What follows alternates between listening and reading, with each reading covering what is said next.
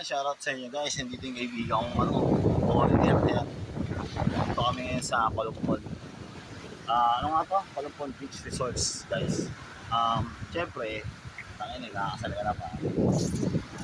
Tawag dito. Anong ko lang, ano ba masasabi mo? Habang tayo naglalakbay dito. Ano masasabi mo sa ikakasal ka na? Ano na?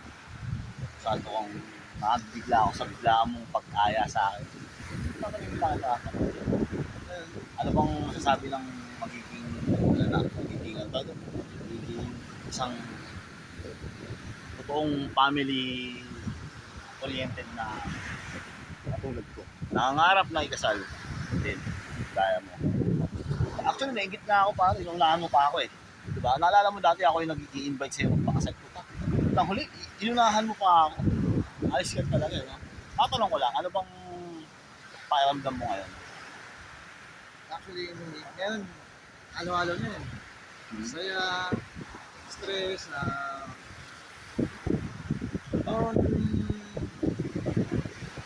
kinakabahan. Huwag kang kabahan. Ito pala ang feeling pagka... Ako nararamdaman ko yan kaso meron tayo ng konting mga nabiriya. Pero ayos lang. Darating din tayo dyan. Kaso naunahan mo nga lang ako. Siyempre, kinukongrats kita in advance. Thank you sa at least supportan ako na nandito kayo ngayon. Pwede ba namin hindihan ka? Siyempre, hindi yun mangyayari pare. Kaya, yung pare ko, kakasal na siya. Masaya daw siya. Ano masasabi mo kay future wife mo habang di niya pa ito nakikita? Masaya ako, napakaswerte ko siya yung mapapaksawa ko. Sa yung partner ko. Napakabait mo yun. Wala akong masabi ko.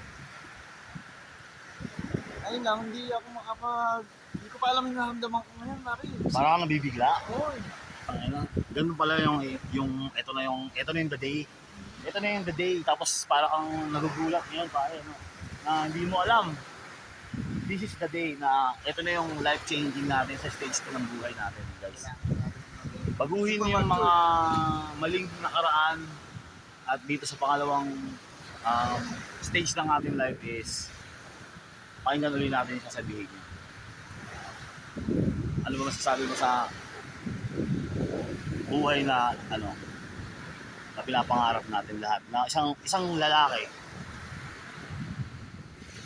Wala na akong basta... Go with the flow lang ang buhay.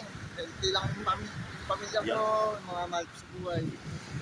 Gusto ako. Simple lang. Siyempre, huwag kang makakalimot laging humingi ng tulong sa taas. Pagka ikaw may problema o wala, meron man o wala, lagi tayo magpapasalamat. Diba? Kaya lang payo ko sa'yo, kaibigan. Kaya good luck and enjoy sa iyong wedding day. Mamaya, kita-kits tayo guys sa Primera Primo again and Boss Edward, mapagmahal. Yan, shout out. Bye!